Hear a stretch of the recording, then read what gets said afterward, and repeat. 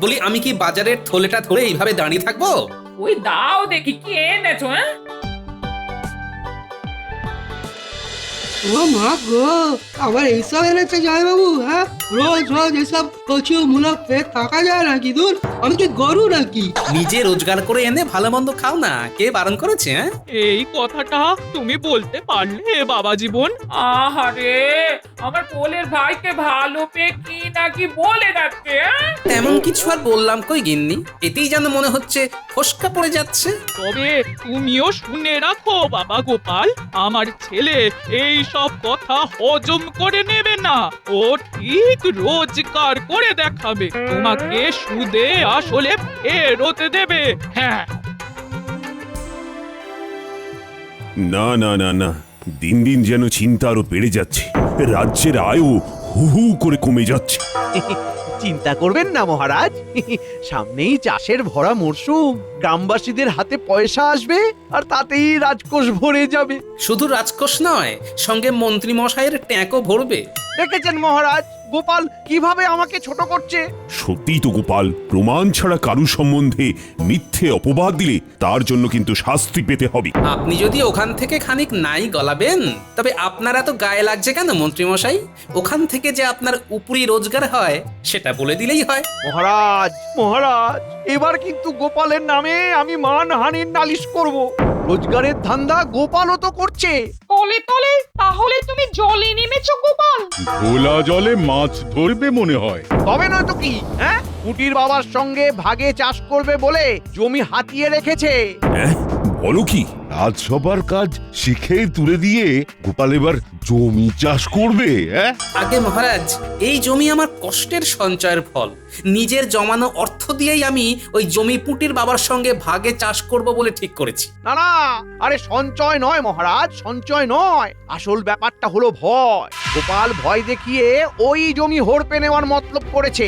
না না গোপাল, আমি তোমাকে সতর্ক করছি, কোন রকম অন্যায় কিন্তু আমি বরদাস্ত করব না।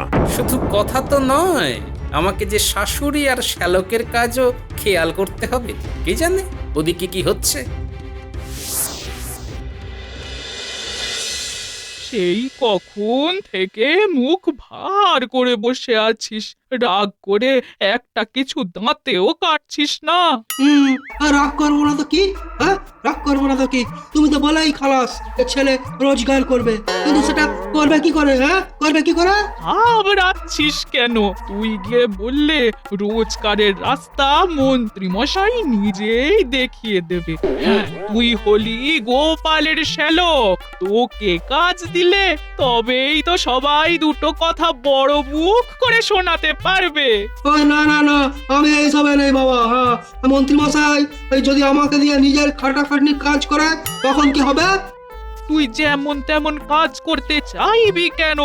এমন কাজ করতে চাইবি যেটা জামাই বাবুর সামনে করে দেখাতে পারা যায়। হ্যাঁ, এই বুদ্ধিটা বেশ ভালো দিয়েছো তো। তাহলে আর মন্ত্রী মশাই আমাকে বেশি খাটাতে পারবে না।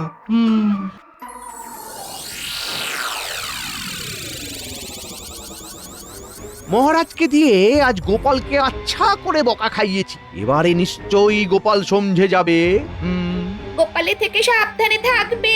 গোপালকে যখন কোণঠাসা করেছো, গোপাল কিন্তু তখন তোমায় শুধু শুধু ছেড়ে দেবে না।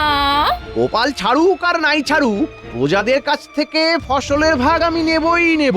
গোপাল আমাকে আটকাতে পারবে না। কিন্তু আমি তো আটকে গেছি মন্ত্রী মশাই। আরে, এই যে দেখি গোপালের শ্যালক। তা বালক, তোমার সমস্যাটা কি? জামাই বাবু দিন রাত উঠতে বসতে ওই রোজগার করা নিয়ে বড্ড খোঁটা দিচ্ছে। আপনিও আমায় যেভাবে হোক ওই জামাই বাবুর চোখের সামনে না ওই কিছু রোজগার করার একটা ব্যবস্থা করে দিন তো। আমি কিছু ওই রোজগার করে দেখাতে চাই। এই সুযোগটাই তো আমাকে কাজে লাগাতে হবে। কোনো একটা ব্যবস্থা হবে না মন্ত্রী মশাই? ও মন্ত্রী মশাই, হবে না? শোনো, সামনেই চাষের মরশুম আসছে। বাড়ির কাছেই গোপাল আর একজনের সঙ্গে ভাগে চাষ করার জন্য যে জমি নিয়েছে, সেটাই চাষ করো গিয়ে। চাষ করব আমি? হ্যাঁ করবে। আর যা রোজগার হবে সেটা তোমার, তবে তার একটা ভাগ আমাকেও দিতে হবে। তার মানে লাভের গুড় আপনিও খাবেন, তাই তো? পিঁপড়ে আপনি, বুঝেছি। গোপাল যাতে ট্যাঁফু না করে সেটা তো আমাকেই দেখতে হবে। তবে ভাগ না পেলে শুধু চাষ করাই নয়, তোমার যে কৃষ্ণনগরে থাকাই বন্ধ হয়ে যাবে শ্যালক। না না না না না না, আমি বুঝে গেছি কি করতে হবে। তাহলে ওই কথাই থাকলো, এখন জমিতে যেমন যা করার তুমিই করবে, কেমন? সেসব নিয়ে তোমায় ভাবতে হবে না গোপাল দাদা, তুমি ঠিক সময় এসে হাত লাগালেই হবে। তোমার সাথে ভাগে চাষ করব বলেছি যখন, তখন একেবারে কোমর বেঁধেই লাগবো, চিন্তা করো না। তবে আর কি, মিলেমিশে ঠিক হয়ে যাবে। তাহলে মন্ত্রী মশাই এই জমির কথাই বলছিলেন। না না না না না না, যাই মায়ের সাথে আলোচনাটা একবার সেরে নিয়ে এই ফাঁকে।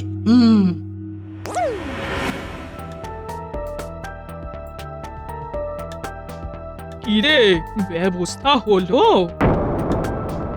আরে সে না হয় একটা হলো, ওই জামাই বাবু ওই পুটির বাবার সাথে না ওই ভাগে চাষ করবে বলে যে জমিটা নিয়েছে, সেখানে মন্ত্রী মশাই আমাকে চাষ করতে বলছে।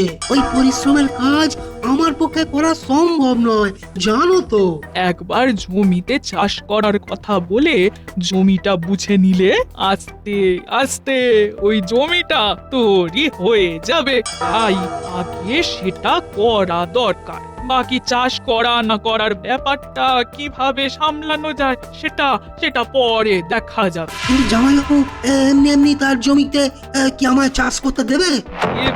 দেবে না দিয়ে যাবে কোথায়? হ্যাঁ, এমন ভাবে চেপে ধরবো যে পালানোর পথ পাবে না।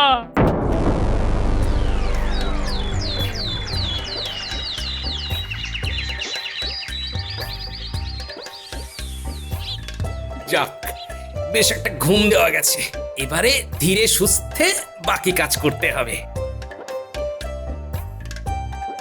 এই যে বাজার থেকে কি কি আনতে হবে সব লিখে দিয়েছি, এবার চটপট নিয়ে চলে এসো। হ্যাঁ, পারবো না, তোমার মা আর ভাইয়ের তোয়াজ করার জন্য এবেলা ওবেলা বাজার করে আমি আনতে পারবো না। এমনিতেই সময় মতো রাজসভায় যেতে না পারার জন্য আমাকে কথা শুনতে হচ্ছে। তা বাবা, রাজসভার কাজই যখন ঠিক মতো সামলে উঠতে পারছো না, তখন চাষের কাজ কি করে সামলাবে?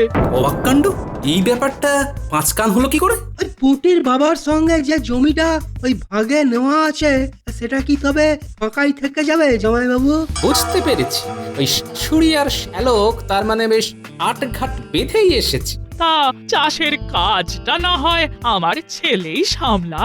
গোপাল বাবা জীবন, তুমি বরং রাজসভার দিকটাই দেখো। হ্যাঁ হ্যাঁ, সেটাই ভালো হবে। হ্যাঁ, ভালো মন্দের তুমি আর কি বুঝবে গিন্নি? বাবা জীবনকে দেখেও খারাপ লাগে। আহারে, কত কষ্ট আর সহ্য হয় না। বেচারা জামাই বাবু না একটু বিশ্রামও পায় না, সত্যি। এই দেখো দেখো, আমার মা তোমার জন্য কত কত ভাবে। দেখে তো আমার চোখে জল চলে আসছে। যা বুঝছি শাশুড়ি ভালো মতোই পেঁচ কষেছে, তবে জমি চাষের দায়িত্ব শ্যালককে দেওয়া ছাড়া তো এক্ষুনি কোনো উপায় দেখছি না। তবে কি স্থির করলে বাবা? আপনি যেমনটা বলছেন তেমনটাই হবে না হয়, পুটির বাবাকে জানিয়ে দিচ্ছি, তারপরে দেখা যাক কি হয়।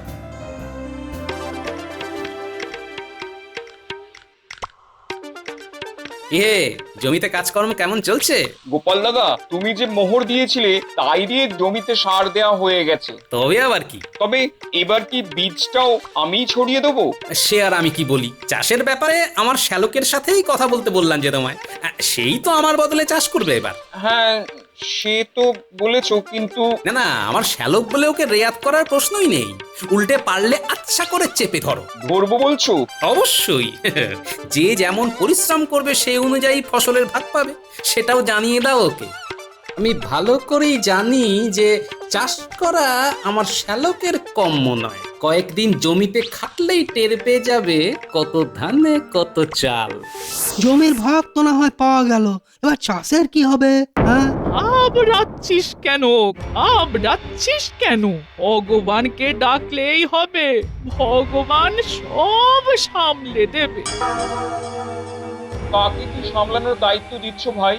এই তো না মানে তাই তো মানে কি বলুন তো হ্যাঁ বলার আর কি আছে, গোপাল দাদার দেওয়া মোহরে জমিতে সার তো নয় ছড়ানো হয়েছে, কিন্তু এবার বীজ ছড়ানো আর জলসেচ আর আগাছা সরানো এইসব কাজের কি হবে?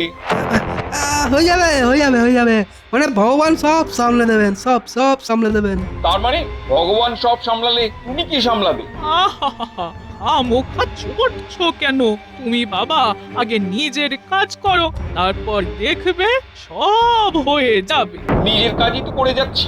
সে তো দেখতেই পাচ্ছি, আমার জামাই তোমাকে যে মোহর দিয়েছে তাতে শুধু সার নয় বীজও কেনা যায়। সেটা কেনা হয়েছে কি? আমার জামাই হিসেব চাইনি বলে এটা ভেবো না যে ওই অর্থ তুমি গেড়িয়ে দেবে। আর এই ব্যাপারে ওই মন্ত্রী মশাইয়ের কাছেও নালিশ যাবে। হ্যাঁ এই মরেছি। না না না না, ঠিক আছে ঠিক আছে, আমি না হয় বীজ কিনে দেবো যতটা লাগে। শুধু বীজ কিনলে হবে না, সঙ্গে সেই বীজ ছড়িয়েও দিতে হবে। না হলে তো মন্ত্রী মশাই আছেনই।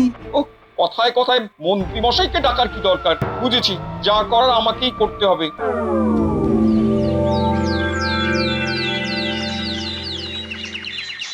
বলছিলাম কি, এবার তো কোলে বীজ থেকে চারা গাছ হয়ে গেল, এবার অন্তত একটু হাত লাগাও। ইচ্ছে তো করে হাত লাগাই, কিন্তু কি করি বলো দাদা, সব কিছু যে ওই ভগবানের হাতে ছেড়ে দিয়েছি। তার মানে কিছুই করবে না? না কিছু তো করতেই হবে। অনেক বেলা হয়ে গেছে, এবার না খেয়ে শুয়ে পড়তে হবে।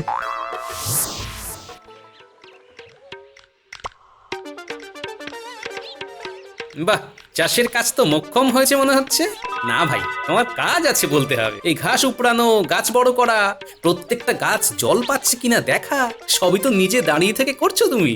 সবটাই তো আমাকেই করতে হবে। তোমার ভাগের যে জমি, সেটার চাষও তো সে যত্নই নিল না, কিন্তু ফসল যা ফলবে সেটা তো সেই একসঙ্গেই কেটে বিক্রি করতে হবে। শ্যালক ফাঁকি দিয়েছে বলছো? তাকে কিছু বললেই সে সব কিছুর ভার ভগবানের উপরে চালিয়ে দিয়ে হাত গুটিয়ে দিয়ে বসে থাকে। দুঃখ করে আর কি হবে, যে যেমন কর্ম করবে তেমনই ফল পাবে।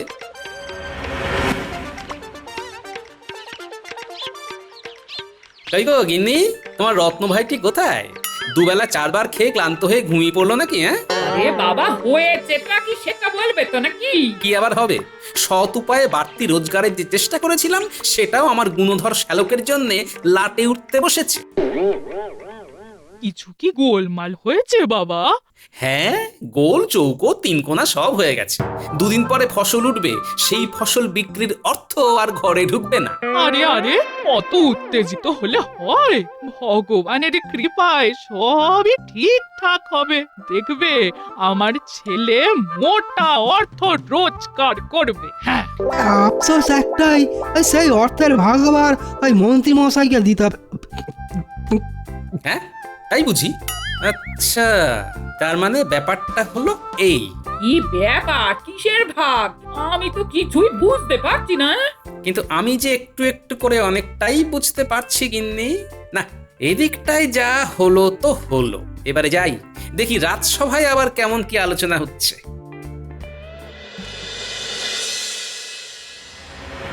বলো মন্ত্রী, এবারে ফসল কেমন কি হয়েছে? এবারে তো জমিতে সোনা ফলেছে মহারাজ। আপনি নিশ্চিন্তে থাকুন, চাষিরা ভালো দাম পাবে। কিন্তু সেটা তো শুধু মুখে বললে হবে না, নিজে গিয়ে খোঁজ খবর নিয়ে দেখতে হবে তো। সেটা তো দেখতেই হবে। মন্ত্রী মশাইয়েরও তো একটা দায়িত্ব আছে নাকি? আর সেটা তো তিনি না বলতেই পালন করেন, তাই উনি তো যাবেনই। আর তারপর বাছাই করা কয়েকজনের কাছ থেকে ভাগের ভাগটাও নেবেনি। আবার গোপাল, তুমি মন্ত্রীকে দোষারোপ করছো। আমার আর কি করার আছে আপনি বলুন মহারাজ। তাহলে মন্ত্রী, তুমি যখন প্রজাদের খোঁজ খবর নেবে, তখন গোপালও সঙ্গে থাকবে, ফসলের হিসেব লিখে রাখবে। বেশ, তাই হবে।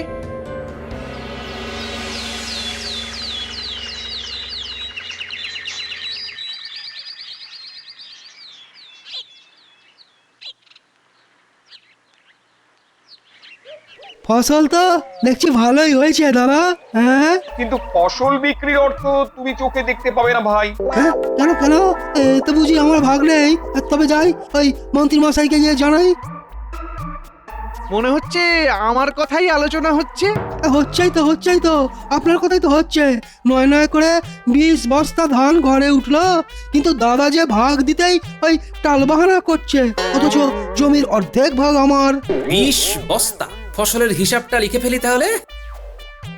তুমি হিসাব নিয়ে পড়লে, এদিকে যে ফসলের ভাগ ঠিক করে হচ্ছে না সেটা দেখছো না? না না না না না না, ফসল বিক্রির অর্থ সমান দুভাগ হোক তাহলে। তবে এক্ষেত্রে পুঁটির বাবার কথাও শুনতে হবে বই কি, ওরও তো কিছু বলার থাকতে পারে। আমি তো শুধু একটা কথাই বলেছি, জমির ভাগ থাক, আমার ভাগিদার চাষের কাজে হাত পর্যন্ত লাগায়নি, সব খাটুনি আমাকেই খাটতে হয়েছে। আর আর আমি, হ্যাঁ, আমি যে দিন রাত ভগবানের কাছে প্রার্থনা করেছি, হ্যাঁ, সেবেলা সেটা তো দেখছেন না। তাই নাকি?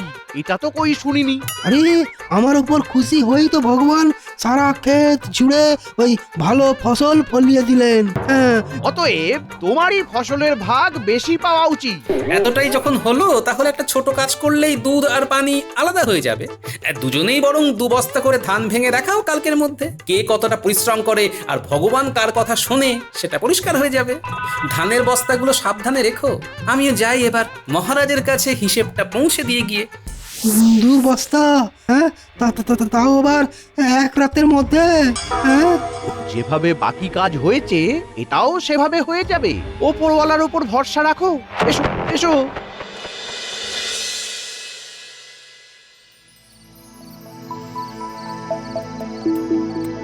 মনে হচ্ছে সদর দরজা খোলার আওয়াজ। ওপরওয়ালা যেমন যেমন বলে দিয়েছে শ্যালক বাছাধন তাই করছে। সাধে কি আর আমি তাড়াতাড়ি আলো নিভিয়ে শুয়ে পড়ার ভান করেছিলাম? যাই পিছু পিছু গিয়ে দেখি, কিছু তো একটা ঘটবেই।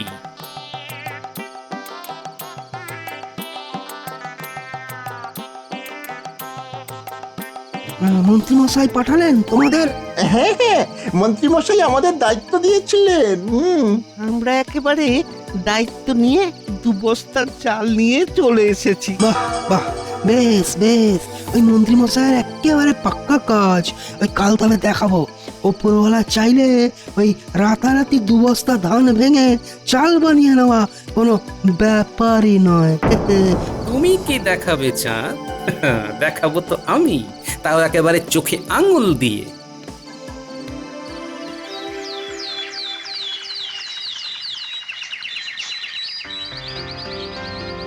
কি মন্ত্রী আর গোপাল দুজনই হাজির যে, ওদিকে তবে ফসলের হিসেব নেওয়ার কি হলো? কি করব মহারাজ, গোপালই তো সব গুলিয়ে দিল। আগে মহারাজ, এক জায়গায় ফসলের ভাগ বুঝতে গিয়েই তো সব গোলমাল হয়ে গেল। ও, গন্ডগোলটা কি তবে ওই 20 বস্তা ধান নিয়ে? গোপাল কাল একটা হিসেব দিয়েছে বটে। আপনি বলুন মহারাজ, একজন না হয় জমিতে কাজ করলো, কিন্তু আর একজন রাত নেই দিন নেই সারাটা সময় ওপরওয়ালাকে ডেকে গেল যাতে চাষের কোনো ক্ষতি না হয়, তবে তার অবদান কি কম? তুমি তো দেখছি আমাকে ভাবিয়ে তুললে। আপনার সব ভাবনার একটাই সমাধান মহারাজ, চলুন আমার সঙ্গে। হাতে পায়ে কাজ করা নাকি ভগবানের ডাকা, কোনটা দিয়ে কেল্লা ফতে হয় সেটা দেখবেন গিয়ে চলুন। হ্যাঁ, সে তো না হয় হলো, কিন্তু দেখবোটা কি?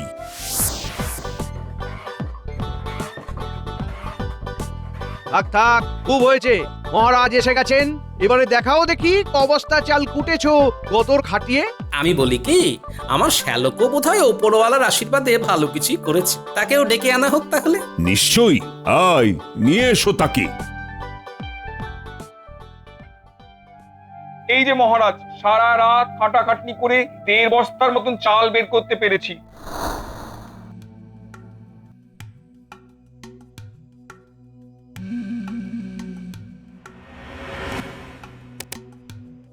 ওপরওয়ালার আশীর্বাদে আমার কিন্তু 2 বস্তা চাল তৈরি মহারাজ। কাজের এলেম আছে বলতে হবে। এরপরেও তুমি বলবে গোপাল, বেচারাকে আর কিভাবে বিপাকে ফেলবে তুমি? বিপাকে ফেলার আমি আর কে মন্ত্রী মশাই, ওর যা বিপদ সে তো ওর ওপরওয়ালাই ফেলে দিয়েছে। কিভাবে কিভাবে? কাল আপনাকে হিসেব দিয়েছি যে খামারে 20 বস্তা ধান আছে। এখন আমার শ্যালক যদি চাল বানাতে 2 বস্তা ধান নিয়ে যায় আর পুঁটির বাবা যদি 2 বস্তা ধান নেয়, তবে অবশিষ্ট বস্তার সংখ্যা হবে 16। একেবারেই তাই, কিন্তু এখানে তো 16-র বদলে 18 বস্তা। গুনায় কোনো ভুল হচ্ছে না তো? ভুল তো আপনার হয়েছে মন্ত্রী মশাই। আপনি 2 বস্তা চাল পাঠিয়েছিলেন রাত থাকতেই, আর খেয়াল করলেন না এখান থেকে 2 বস্তা ধান না সরালে 2 বস্তা বলেছে, চালটা তাই গন্ধ তো হয়ে যাবে। এইবার তো মনে হচ্ছে ধরা পড়ে যাব। কি মন্ত্রী, ফসলের ভাগ তবে ঠিকঠাক হয়েছে তো? না মানে বটা ঘটা যে এমন মূর্খের মতো কাজ করবে সেটা বুঝতে পারিনি। তাহলে বোঝাই যাচ্ছে ফসলের মূল্য কার পাওয়া উচিত। যে পরিশ্রম করেছে তার। তবে জামাইবাবু, এইভাবে নিজের নাক কেটে পরে যাত্রা ভঙ্গ করাটা কি ঠিক হলো? কাউকে কাউকে শিক্ষা দিতে গিয়ে নিজের নাক কাটলেও ক্ষতি নেই। সে যাই হোক, এখন অসৎ উপায়ে অর্থ সংগ্রহ আর অপরাধে মদত দেওয়ার জন্য মন্ত্রীকে 1 সপ্তাহের জন্য কয়েদখানায় পাঠালাম, আর তার সঙ্গে গোপালের শ্যালকও থাকবে। এবারের মতো আমাকে ছেড়ে দিন মহারাজ। আমিও আর এমন কোনো কাজ করবো না মহারাজ, ছেড়ে দিন মহারাজ, আর করবো না। আমার কোলের ছেলেটাকে অন্তত ছেড়ে দিন মহারাজ। কথায় কথা বাড়ে, আপনি কিন্তু কথা বাড়াবেন না মহারাজ। ফসলের ভাগ ছেড়ে এখন না হয় শাস্তির ভাগটা বুঝে নিক দুজনে। তাই হোক তাহলে।